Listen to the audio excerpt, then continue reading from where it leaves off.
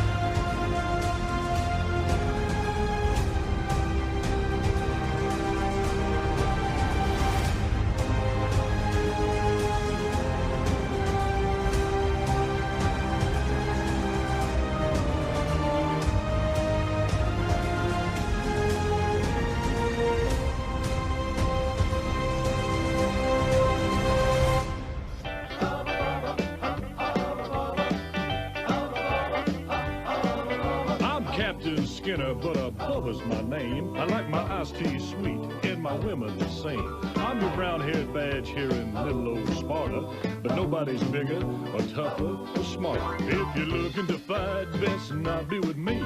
Gonna be held tight, well now we'll just see. You never know in the heat of the night on TNT. Heat of the night on TNT. Now I don't put on any airs, but then I ain't no slob. Just a redneck boy with a blue-collar job. The ladies I date, they gonna have 'em some fun, 'cause I'm a big hunk of crime fighting son of a gun. So if you're looking to fight, come on up in the ring. You wanna be held tight, just about anything can happen in the heat of the night on TNT. Bubba, Bubba, Bubba, Bubba. Heat of the night on TNT. Yeah.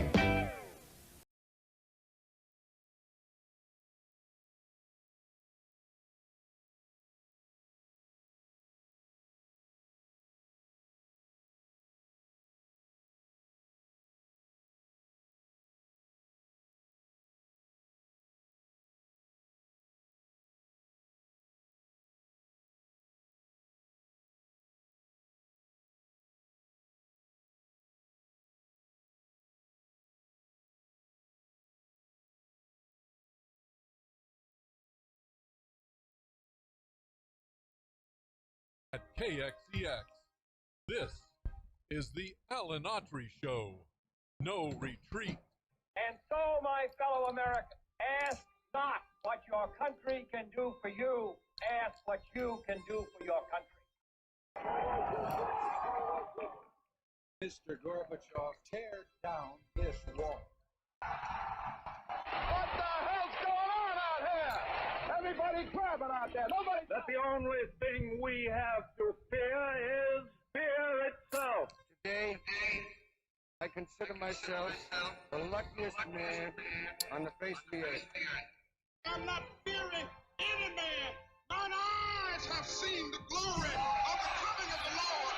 So, 5 seconds left in the game. Do you believe in miracles? Yes! Unbelievable. We at last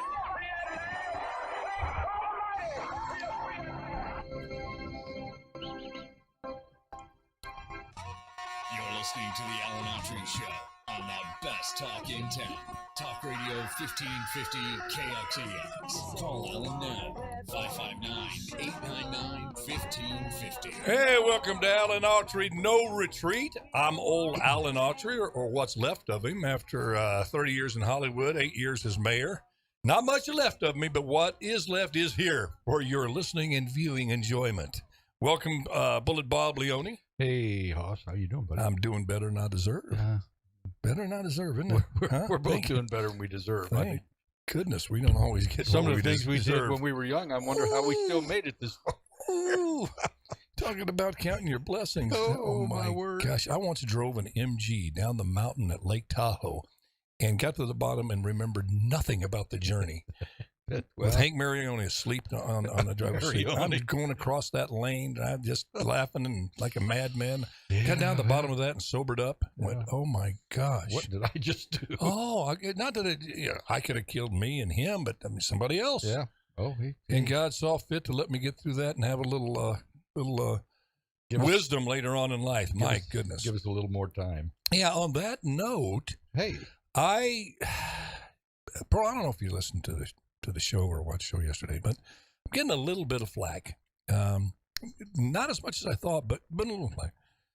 When I came out yesterday and said, don't vote. Well, I saw that.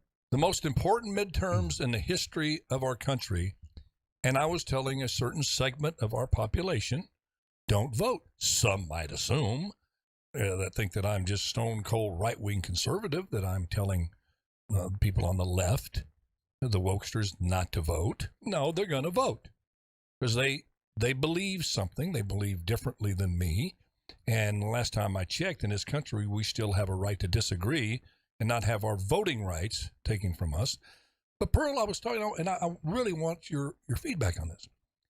My point was, if you don't know anything about an individual or enough about an individual that you're voting for, or here in California, for example, a proposition that's out there, how you haven't done the required minimum, for lack of a better description, on what that proposition is, don't vote.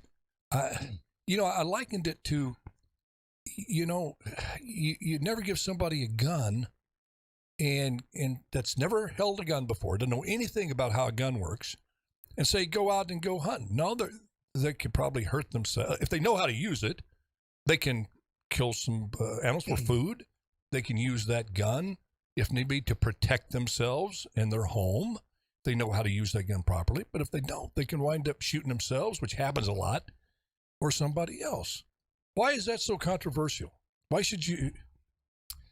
Well, I don't know.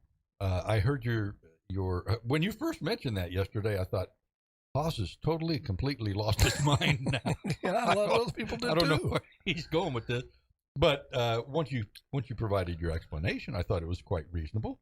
Why would you vote for something you have no knowledge of or no interest in?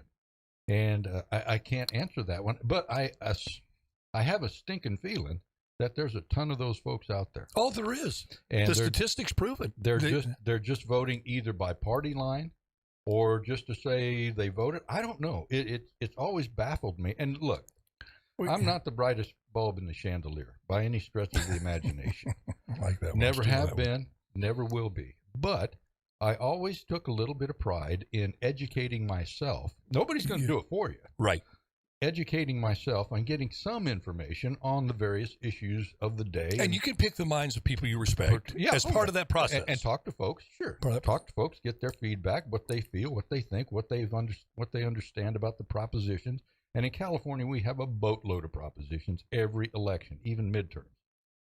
So I've just never understood how someone could go blindly into an election cycle and not know what the heck they're voting for. A good example, when was it? A couple of years ago when California... I don't know. I can't remember what I had for breakfast a couple of years ago. It's showing on your shirt, so it was eggs and something. It's now going to have some coffee because I'm taking a sip of my Starbucks. Hopefully a drop will get in my mouth. But remember, a couple of years ago, when there was a proposition on the ballot to increase gas taxes. Remember? To pay for improvements on the roads. Well, right? That was the intent, actually. That was what they marketed. That was the allegation. That was the advertisement. Yeah. Yes. And Californians voted for an additional tax. And I thought to myself, holy Toledo, where are we going? When you vote to impose more taxes upon your own self, your own pocketbook, what are you thinking of? We're taxed out of our minds here in this state. And I think that was a good example. It's a great example of what are you doing? You know, that's a great, sad example, but true. And on top of that, I'm glad you picked that gas tax to illustrate what we're talking about here. Folks, as Robert said, back a few years ago, they passed a gas tax, and it was sold to us in California to use that gas tax to improve our highways and roads.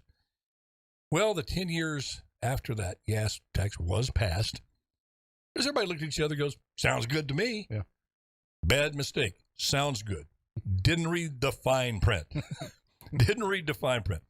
Because they proceeded not to use a penny of that gas tax to improve roads. Well, that's obvious. Our roads deteriorated to just, I mean, it's like, you know, axle breakers everywhere you go in the state, freeways out in the counties, and you're going, where did it go? Well, there was a caveat in that proposition that allowed Sacramento to raid that money and use for different purposes if there was an emergency. Well, guess who gets to define emergency?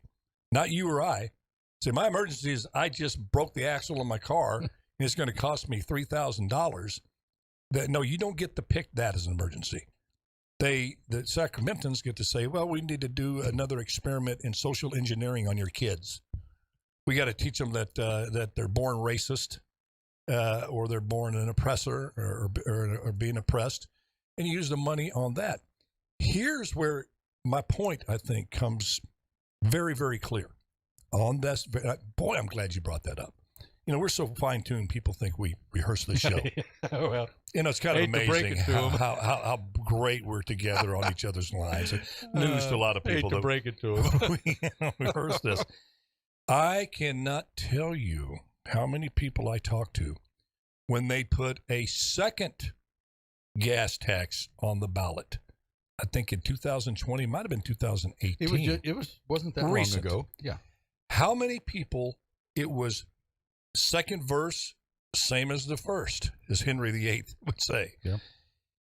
And how many younger people, by younger, I mean, you know, under 50, 55 and under, looked at each other and said, well, that's a great idea. They had no idea. Then I told them, I said, you know, this has been done before. They said, what do you mean? I said, they already passed a gas tax. Why do you think it's so much at the pump? What? Yeah, and you know where that money was supposed to go? To fix the roads. They're going to now, the tax they were supposed to use, they spent it on something else.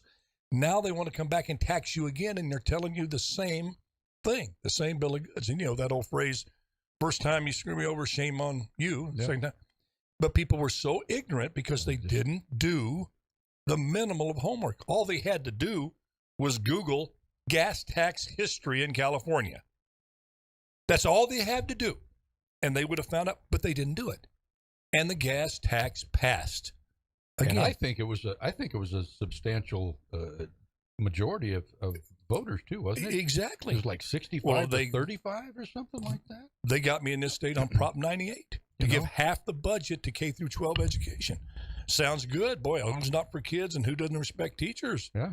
But you look in there and you see there's no accountability for the schools to succeed. You could be a failing school. You could, in every imaginable measurement, from school attendance to teacher proficiency, you could get an F in all of that, and the spigot remains on from Sacramento. You keep funding that failure, and that's what's happened. Why California has some of the worst test scores, and instead of improving, they're saying, "Well, let's just stop testing. Let's lower the bar." Well, if there's a bar, it's going to make somebody is going to be a victim because there's going to be somebody who can't get over that bar. The bar's racist. There's going to be the Jethro Bodines of the world that can't get over that bar. Well, hey, listen. Hey, but let me just put a button on this. We'll move on. That's what I meant when I'm saying don't vote. I made a vow to myself. There's propositions I'll pass on. I will not vote because I don't know enough about it. I would encourage everybody to do that. First, educate yourself because that proposition's probably pretty important. Excuse me, especially to your local communities. Mm-hmm.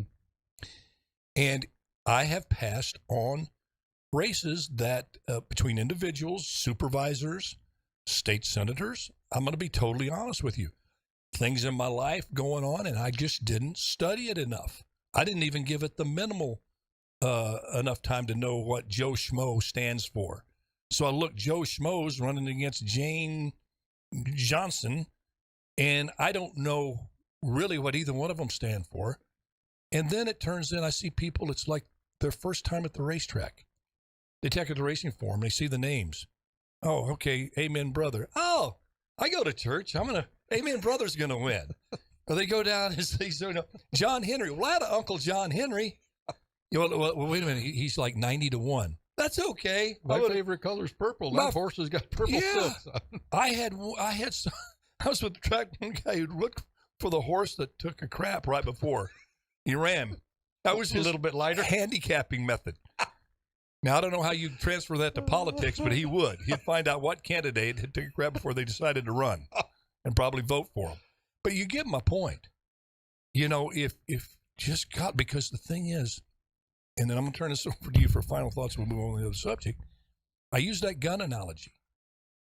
That vote, that ill-informed vote, could turn out to be just as dangerous as a loaded gun. Absolutely. An ill-informed electorate, right, is a scary thing. You can put somebody in office that can really hurt people. And if, for example, you put a bunch of people in office that believe that defunding the police was going to reduce crime, how many strewn bodies across this country later from the people who should be in jail have had a record of mile-long violent criminals let out and killed and rape again? Mm-hmm. Oh. And you had this vote, this ill-informed, naive vote that went in saying, hey, we like that policy. Or do you like it now? You can't take back that bullet. That gun has been fired. Just learn from it. Anyway, any final thoughts before we go to break? Well, I don't want to create a whole nother, I don't want to trigger you again. Oh, go ahead. God, Johnny, but remember, all these people vote not knowing what they're doing. I mean, it's going to hurt the country. Bullet Bob. Remember 35 or 40 years ago when the state lottery came in? Yeah. What was that? There's another doozy. There's a whole nother program. You want to fund education? Yeah, exactly. Oh, gosh, they're going to be a wash in money. Yeah. Brand new gymnasiums for every campus. And where do we stand now? 40 years later. Well, gambling addiction spiked immediately about 25%. Well, but where'd that money go? Yeah. It's in the pockets of... I've never got an answer to that. Into the pockets of Russian oligarchs. Well, that's where all the money goes, right, Jeremy? No, but they billed that. That was all the commercials. That was the whole point. And then when they found out the fine print that out of all that money, gambling money, just, if you want to help kids, go to Table Mountain Casino or go to it's a lottery. It's a lottery. Go buy a bunch of lottery. Hey, forget about rent. Forget about food on the table for your kids. Forget about that. If you love kids, you won't buy them new shoes. You'll go get a lottery ticket because we're going to take care of that. We're going to put that money in the classroom. Yeah. I think, Robert, it was like... Didn't happen. Well, it happened, but I think it was like 0.1% of the revenue made it to education. They it was a minuscule They had amount. established an infrastructure to take care of all of that. Right. So they had to build new buildings for the California Lottery and hire all of these people and do all of these wonderful things just to administer the lottery, to be able to do whatever they're supposed to do. Well, that ate up how much? 75% of whatever money they generated. Big example. when you make a deal with somebody, a monetary deal, you want to stay in the realm of gross, not net. Yeah, that's always a good idea. Yes, 50% of the net profits go to schools here at this lottery. Oh my gosh! I mean, it's a ship of fools in this state. Yeah. We're riding a ship of fools, and I raised my hand. They got me, but you know what? And I wish I would have wised up sooner. when I ran for mayor, we tried to change as much as we could locally. I think we, meaning the city, did a good job. We stood out because we didn't have a reserve. The city had never run a reserve. When I left office, we had about $22 million in reserve for a rainy day. I'm not touting me and my brilliant intelligence. It was just an application of common sense. Well, that's stuff we were brought up with. Common sense and good judgment has no place anymore.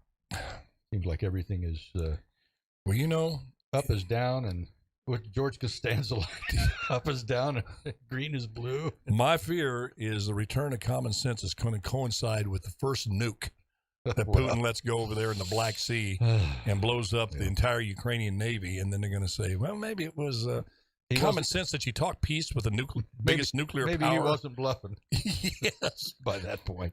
Maybe I could keep telling Mike Tyson he's a stupid idiot right in his face, and he's probably going to hit me sooner or later. He has a little history of doing that. Yeah.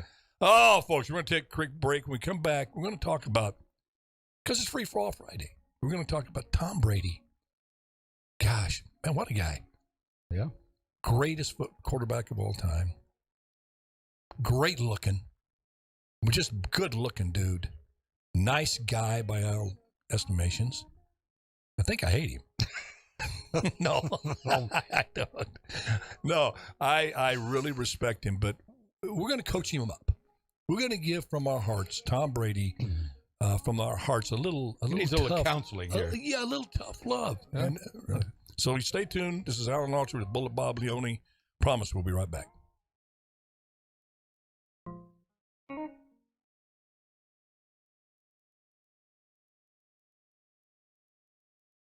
Well, that Jeremy can pick some good music, can he? Yeah, Dadgummit. I was kind of dozing off there for a second. That's probably not good when you're on the air. With Old Man River. And me. I got to get that vibrato. Old Man River. And me. And me. Oh, you got him. You got him. Oh, we're doing the old Walter Brennan. Let me tell you, folks, seriously. Get on that thing on your controller there. If you got one of those voice-activated things, just put in Real McCoys. I'm telling you, if you're having a good day or a bad day, it doesn't matter because it's going to be better when you watch an episode of Real McCoys. You cannot watch that show. Yeah, it's back in the day, early 60s, and about a farmer and his family came out from West Virginia. Or as he said, West Virginia. And the family values that are embodied in that show, unabashedly, love of family, doing what's right, making amends when you do what's wrong, all of those things that you don't see anywhere on the TV landscape, anywhere, is embodied in that show. And it's and Richard Crenna, very underrated actor, I think. Yeah, well, he went on to do a lot of stuff. He was Rambo's general. Remember? He was in Rambo, yeah. And, remember that scene? Very, very famous. Remember that scene of Stallone when he was also on to go even further back. Excuse me, didn't mean to interrupt. No, please do. Interrupt your train of thought because I know it gets off track really quickly. I don't have my brain doesn't work enough to have a train of thought. It's got a Yugo of thought, an Uber of thought. So don't worry about interrupting it. Well, even back further. Jeremy's got a train of thought. Even back further into the early 50s, the early days of network TV, he was on a show called Our Miss Brooks with Eve Arden. And he played one of the kids in her high school class. Oh, yeah. So that goes way back. Way back. But you can still get them now. That's what I love about YouTube. All right, theme song. Who's this? Folks. Da-da-da, da-da-da, da-da-da-da-da-da, da-da-da-da-da-da-da-da, whoop, boom. Dick Van Dyke. Yeah. Seconds?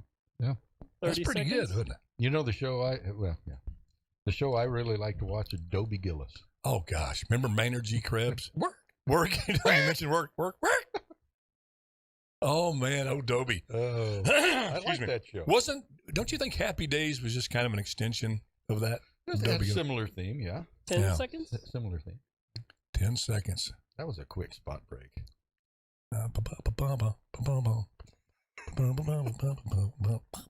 He's still alive. That's like 98. Yeah. You're listening to Looking the good, Autry Show on the best talk in town. Talk Radio 1550 KXEX. Call Alan now. 559-899-1550. Hey, welcome back to Alan Autry, No Retreat. It's Free for All Friday. We're talking about anything and everything. Just no cussing, but you can do some fussing. That's a lot to be fussing about in this whole country. But remember the theme song spoken about it. Has there ever been a tour de force acting performance to rival Jackie Gleason as Smokey? He did a great. Oh my gosh! I watched that the other night just to watch him. They would cut away to Burt Reynolds. Nothing against Burt. Burt was a great guy. I got to know Burt pretty good. But he's a super guy. But you couldn't wait for it to come back to Jackie Gleason and his son. Remember his son that would ride around with him with that hat? I remember one scene that the kid did. The kid did something that was just really stupid. Jackie Gleason looked at him and he goes, "When I get home, I'm gonna kick your mama square in the mud, 'cause there ain't no way you come from my loins." I mean, it holds up, folks. In this whole stressful time, everything. Please follow the suggestion. Go rent. You can probably get it for free or $2.99. I think you get it free on Tubi. Yeah, you can get it free. I'm sure. Do you have Tubi? That app? Yeah, I got Tubi. You guys listening, watching, get Tubi and all kinds of stuff. Yeah, and some good movies on there. Yeah, and it's a free app, and you can go on there and just see a lot of stuff. Okay, Tom Brady. Okay, I'm going to say something. I tried to last night. I was thinking about bringing this subject up. I was thinking, how do I say this without people going, huh? Well, I say a lot of stuff when people go, what the heck are you talking about? I get that. I might as well stop worrying about that. But I'm watching this season, Bullet Bob, and I just can't help. Maybe it's because I played the position absolutely not as good as he did. I tell people the NFL stood for not for long with me, and I always say I had a great career going until they put me in. But I played quarterback, had a little time there at Green Bay, started for a while. So I have an affinity for anybody who plays that position. It's a tough position. And all the work that went in, has gone in to make Brady as good as he is. He'll be the first one to tell you how hard he worked to make it look easy. NFL to complete a pass is not easy. Gazillionaire, great-looking guy, seems to be, by most accounts, a decent individual, beautiful wife, family. And I just feel so dang sorry for him. Well, his entire world's unraveling. Well, and I can relate. Professionally and personally and the whole thing.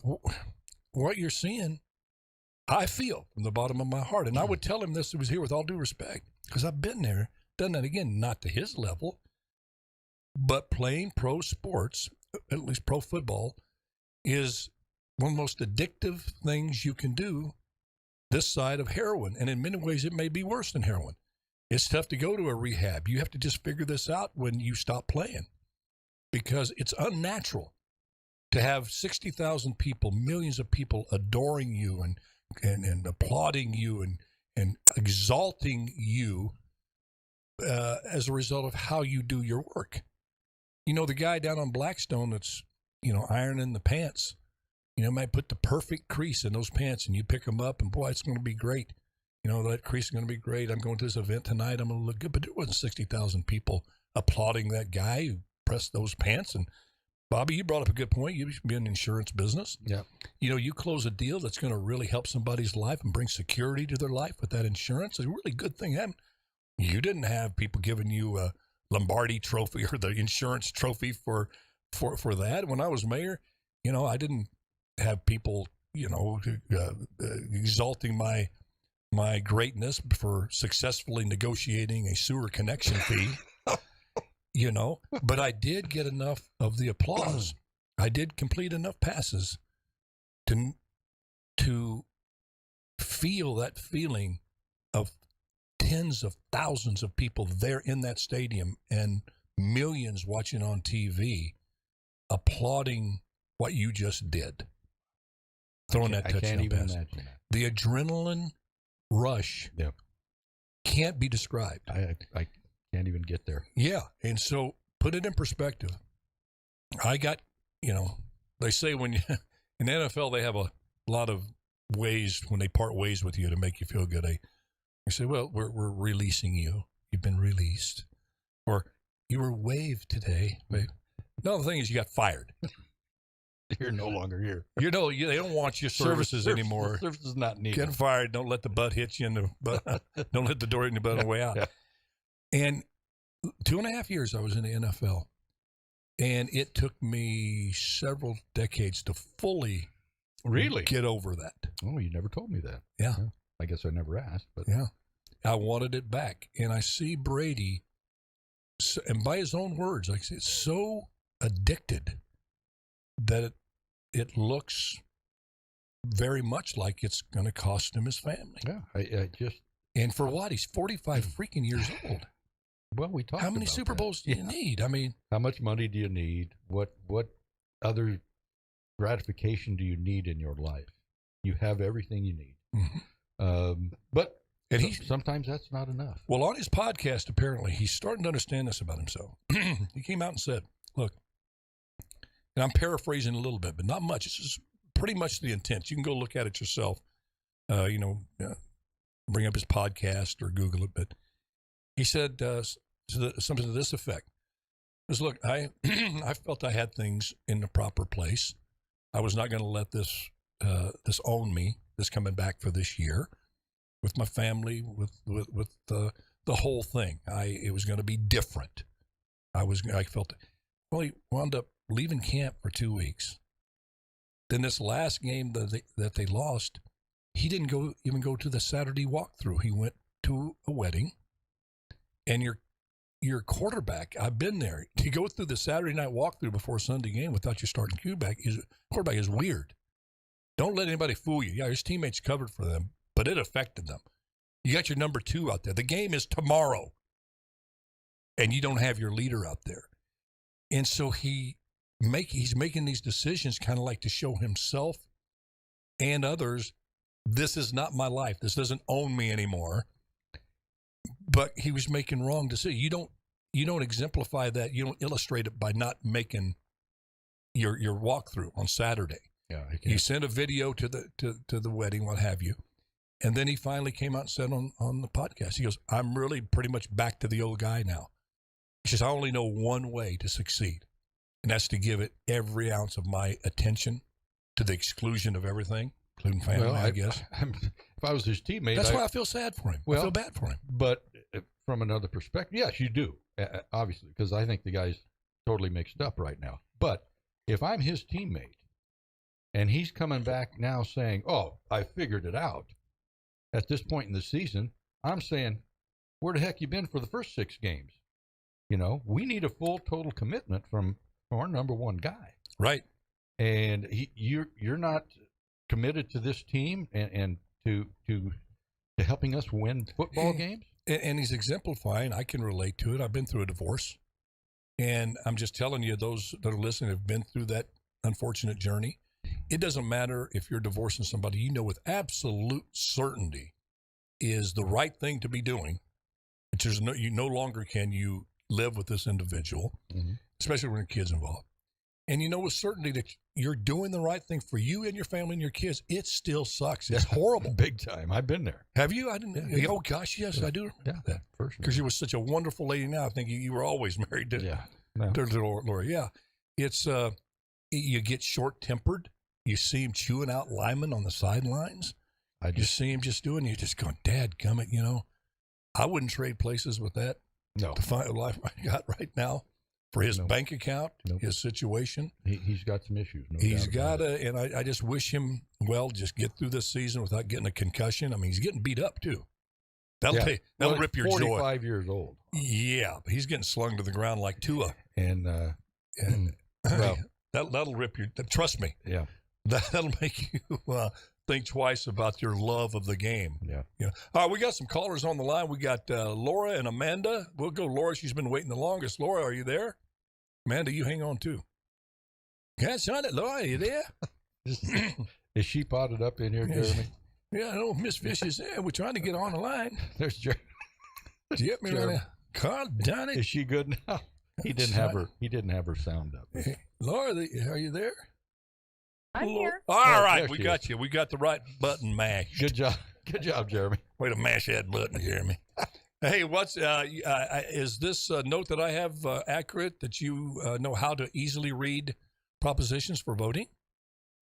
Yes, there is a website called ballotpedia.org, and it lists every single proposition by state, and you can click on that particular proposition, and it removes all of the legalese language. And that was what I was going to ask. Understandable terms. That's what I was going to understand.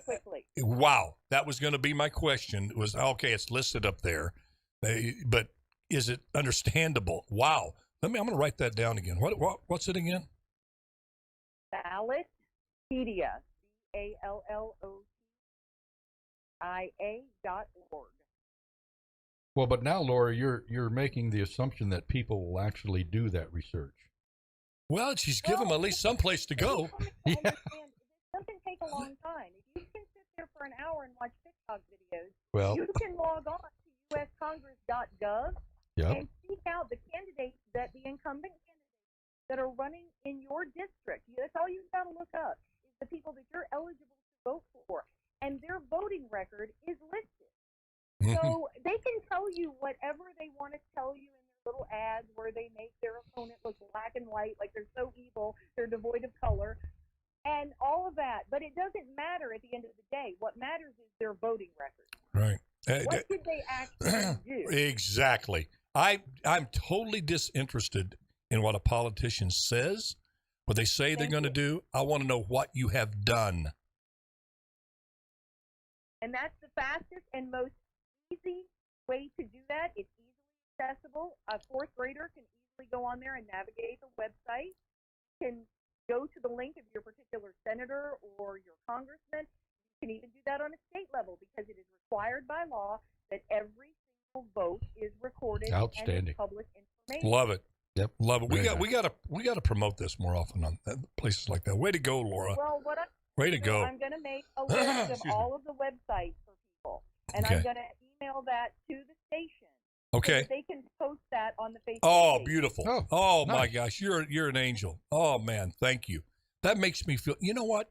What you just said there, seriously, makes me feel this show is worthwhile. It's worth something. That we, how many people are going to use it? I don't know. But we've done our part. And that's why I love Autry's Army, man. Laura, you're one of the warriors there, We're going to do our little bit, and everybody does a little bit. A lot of little bits can add up to a whole lot. Mm-hmm. If your heart's in the right place. I think it's encouraged that people have, and a lot of people are afraid to read because they don't know how to vet websites. They don't know. Am I reading something that's not partisan? Am I reading something that's garbage? Yes. And so, because I do this all the time, I know little things to look for, and so I can determine, is this nonpartisan? Is this a BS website that's trying to promote one thing? You're absolutely right. To do that, that a lot of people are scared of that. They don't. What they're looking for. Yes, you're right on to I think a psychology that affects many of us, and that is, confusion fuels fatigue. Confusion makes you tired, so that you read something over and over, you try to figure it out, you get tired, then you quit. You throw up your hands, said, I'm just not going to participate. And hey, trust me, that is behind the proposition process here in California. And it's behind a lot of, yes. They do it deliberately, and people then become intimidated because most people don't think they're smart enough to figure it out. You're right. The fact is, and they're smart. They use words like mayonnaise to confuse you.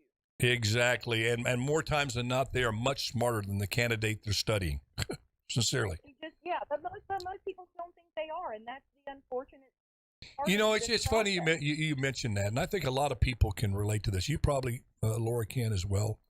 I just know because I've run into so many in my lifetime that were raised, I'm 70 years old. We were raised by the World War II generation, folks my age, and a lot of them didn't finish school. My dad, Joe Duty, had a third grade education. My mother was forced to drop out of high school as a sophomore in Oklahoma to take care of the family and to work.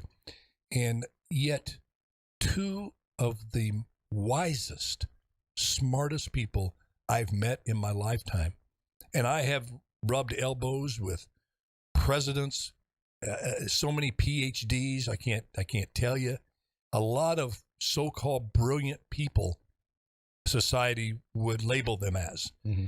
And still to this day, my dad, in terms of common sense and pure wisdom, and my mother, and that I found that true of a lot of folks my age that talked about their mom and dad. Mm-hmm. But I mean, I'm telling you though, Lori, you're onto something, because even the politicians, the people out there, the nefarious, the evildoers that don't really care about the country, they just want to get their party elected, would use their lack of education, as you said, intimidate them, make them feel like they didn't measure up. My dad could never get over the fact he couldn't read. He could write his name. And I remember I used to hear Mom through the door reading these little Louis L'Amour novels, these little Western novels that he had. And I kept wondering, why Mom's reading these novels, you know? And later on in life, I realized he liked them. He couldn't read, and she was reading him those novels. Mm-hmm. Yet in terms of sizing up whether somebody was was trying to snooker you, as he would say, or someone who was a genuine person, someone you could trust or not trust, to this day, I've not met anyone who had the ability like Joe Duty, my dad, to be able to do that. Well, one problem that we have in this country specifically, I mean, it does happen in others. But for example, what we spoke about the other day in regard to quantum mechanics. Okay, maybe the majority of the people in there aren't going to understand the actual ingredients that go into coming up with that hypothesis. But if you put it in an easy-to-understand form and explain to people, I don't care what their grade level of education is, if you explain it in simple terms, and that's anything can be explained in simple terms. I don't have to give you quantum algebraic topography in order for you to understand what I'm getting at. Well, and that's the problem, is that we don't put things in a palatable package for people who maybe didn't go to college. Right. Or maybe people who didn't take physics or didn't get a civics class. Mm-hmm. So that should be absolutely fundamental in all of our print media and going forward. Everybody that can explain more complicated in the most simplistic manner. Yeah. Just about everybody can get it. Yeah, I agree. Wasn't it Einstein, Bob, I believe it said, if you can't explain it to a kindergartner, it's not worth explaining? Thank you. Yeah, I mean, and that's what you're saying. And as you're saying this, Laura, I'm thinking, I'm going, all of the great leaders, or who we call our great leaders, shared that same quality of being able to communicate ideas, simplify ideas, and they weren't able to communicate it until they simplified it. All of them. Whether you're talking about the good ones or the bad ones. That's one thing. You can do that better than I can. I mean, I believe personally you and I are likely on the same level. Oh, and gosh. Well, I thank you for thank you for that comment, but I beg to differ. I'm not getting into intellectual contest with you, my dear. I want you on my team, and when they ask me a question, I'll just give you the wink, and you just whisper in my ear the answer, and we'll be fine. No, because you caught yourself. You caught yourself moving away from a simplistic description to starting to delve into a more intellectual place, but you keep it.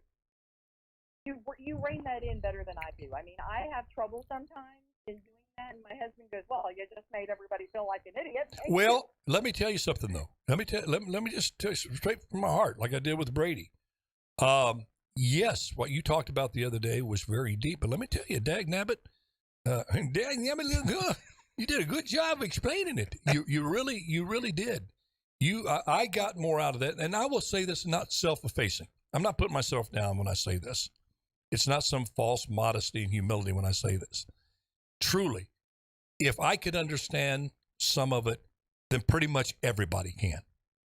I really, and because I believe most people out there have an innate intelligence, that can be sharpened and heightened, if you will. You don't give yourself anywhere near the credit that you should. Well, no, I'll fight you toe to toe on that. Well, I will bet you. If you took a comprehensive IQ test, you will score between 148 and 154.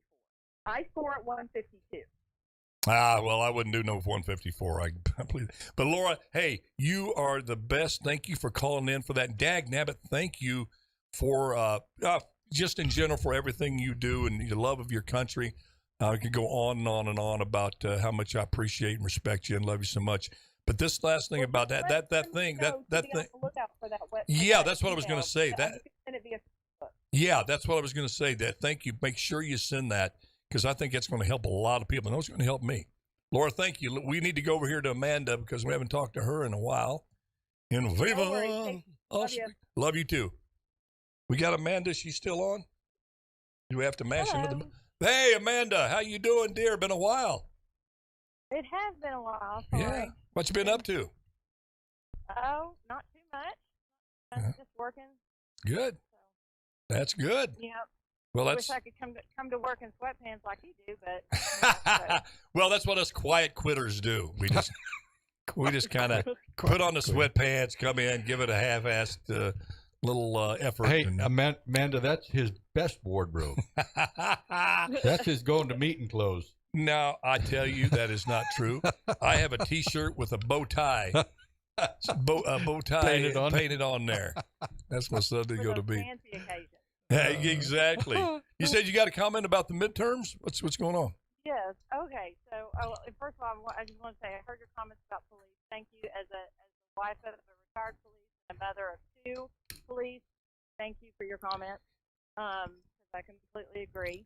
But with the midterm, it is difficult, and I want to do my research as well to find out what the candidates are for and against and supporting and all of that. But I'm finding it incredibly difficult to find good information on what exactly they're supporting, to find out what their platforms are. And it's also, I feel like, and I'm sure a lot of other people do, it's like you can make your website look really nice, and you can put a whole bunch of stuff on it, tell me everything you're going to do and not going to do, but then you get in office and you just go, I'm in office. Yeah. I don't have to do anything that I told you I was going to do. Yeah.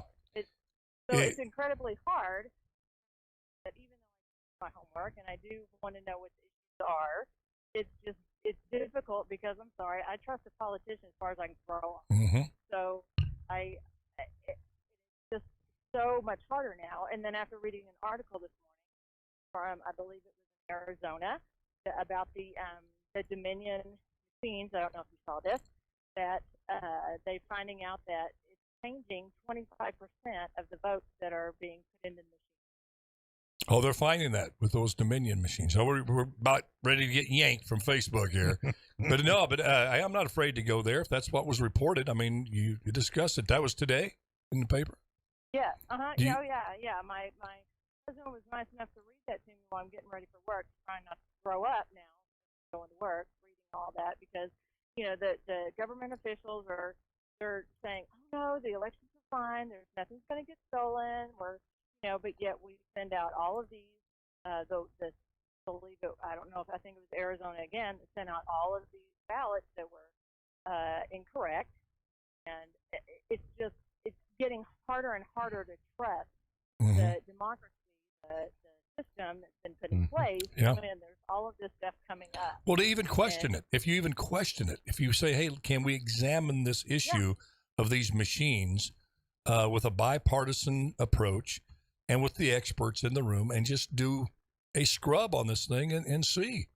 I mean, what? You can't even suggest that without being a dyed-in-the-wool Trumpster, election denier, January 6th rioter. Yeah, conspiracy theory. Yeah, which is just... Isn't it our duty as a citizen of this country? Isn't it my duty to question my leaders and say, absolutely, hold you accountable? Isn't that my duty? But yet, because I know that if I screw up at work, my boss is not going to have any problem coming and talking to me about it. Yeah, so exactly, official, and are your boss, but yet you shout them down. And it's like having some questions about the integrity of election suddenly is unpatriotic, and you're a far right wacko. I mean, that's always been in the political scene. That being, you wonder, how much shenanigans goes on in a particular election. We know there's some cheating that goes on. I mean, it becomes so institutionalized, like in Chicago, for example. Got so institutionalized that they come up with a joke. Hey, in Chicago, you vote early and often. I mean, it was, and that went way back to the Richard Daley days. Yes, and then you go back even to Lincoln. And I'm kind of interested though in kind of watching the Georgia situation and kind of chuckling. I knew how it was going to turn out. To be honest with you, it didn't take a genius to realize the reforms that they made in Georgia did not suppress voter turnout at all. Simply said you have to have an ID. They increased the number of ballot boxes even more than was during the pandemic, during 2020. And somehow the elite, the corporate elite and the politicians were convinced that this was the most oppressive voting rights legislation ever passed on any state. Joe Biden called it Jim Eagle. They went to the point where Major League Baseball took the All-Star game out of Atlanta because of these. Well, you look now in Georgia, the early voting is way more than it was in 2020. Highest in history. Highest in history. Some voter suppression. Yeah. You hear nothing about blacks being intimidated at the polling places. Probably what happened, people who'd always wanted to get an ID, who didn't have an ID, that could use that ID for many other valuable things besides voting, now have an ID because of this requirement. And you look at that and go, where are the folks going to come and say, I'm sorry, where are these CEOs? Where's Major League Baseball coming in saying, our bad? Well, do you realize how many small African-American owned businesses you destroyed by taking that baseball game out of Atlanta? You hurt the poor people that you said were being suppressed, who were yelling at you, hey, I'm a black owner of a business, primarily black run. Don't do this. But you didn't listen to them. You listened to the woke, far left, mostly rich white liberals. The worst kind. Telling you, no, I'll get this out of this, get this baseball game out of this racist state. But you won't hear them say, hey, you know what? Sorry. Yeah, we went a little too far. We made that move. You won't hear that. No mea culpa's coming back. But they may, because it looks like that Kemp is going to run away from this. Now, I'm not beholden to polls, Amanda, but I think because we've seen some crazy things happen in polls. But I do believe Kemp is going to beat Abrams, and that's important because Abrams is the one that led the charge, saying that Georgia's the worst state in the union. Well, and now she was behind this. The election was stolen from her. Well, go ahead. Did you hear her comment? I'm sorry. No, you go right ahead. I find it difficult to watch the news, but watching the news the other night, they're asking her. She was on CNN and asking her about the economy and what else she's going to do to help her state and everything else, and it was. She immediately turned it into, well, if people could have their abortion and not have to support all the children that they have, then they wouldn't be in such a bad state. And I'm thinking, oh what? My gosh, yes, I saw that clip. I just got chills down my back. I'm like, okay, so killing babies. Yeah, that's why you should get an abortion. It's an economic issue. As a politician fixing the economy. Oh my gosh, she just let the cat out of the bag. Her true self shine through.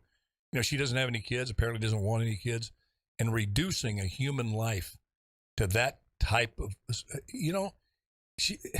some of those folks on the woke left, I have to come to the conclusion, they just don't, as hard as it is to believe, they believe their positions are right and righteous. They believe, as you said, Amanda, as we recite what she said, she thinks that's good. That's good for kids, good for mothers to terminate a pregnancy because of inflation. I mean, there's no other way. And it just goes to show they don't want to fix what's going. They don't want to fix what's wrong. Exactly. We have to find something else to blame it on. It's fix what's wrong. Yeah, exactly. Well, I'm glad my mama, back in 1952, when times were a little bit tougher than they are today, unwed, found herself pregnant with this old dude that's talking to you right now, and chose to have me. And I'm just made a lot of mistakes in my life, but you know what? I'm really glad and thankful that she decided to have me, and I can't take that out of my psyche. I know everybody has their story, and I respect that, but it's my story, and it's affected me deeply, and I really am on the side of choosing life. Give that life a chance. Don't predetermine. Well, I can guarantee there's a lot of women that were wonderful eye candy to look at when I was in high school. Well, over the years, that eye candy turns into kind of like an old chili dog. It doesn't. Amanda, you're the best. God bless you. Thank you for calling in. Thank you for being a loyal listener. Appreciate you so much. God bless you and your family. All right. Bye-bye now. You too. Thank you. Oh, two really great calls. Yeah. Gosh dang, I tell you, Autry's Army is... I looked up that website, too, that Laura had mentioned. Really? Yeah, ballotpedia.com. Gosh. They've got all kinds of stuff on here, folks, that you just have to go in and take a look at it yourself. So it's like encyclopedia, but Ballotpedia? That's how you spell it? Ballotpedia.org. Okay. Oh, okay. Excellent. Pearl, we got 49 seconds. Let me just say right now, I'm going to get all sappy. Right. I'm going to get all sappy. What an honor. Hurry up. On this day. We got 40 seconds. On this day, one of your favorite Yankees was born in 1928. Bobby Richardson? Nope. Roger Maris? Nope. Mickey Mantle? Nope. Elson Howard? Nope. Yogi Berra? Nope. Joe Pepitone? Nope. Tom Tresh? No. Okay. Whitey Ford. Oh, he was my next one. Yeah, right. Well, I got time to put this in for what I was going to say. Let me tell you. It has been an honor and a blessing to call you a friend all these years. So thank you, Autry. God, same here. You're a blessing. Just remember, just do your best, and let God do the rest. And Old Rivers. I promise you, it's all going to turn out all right. Love you all. See you on Monday. Bye-bye now.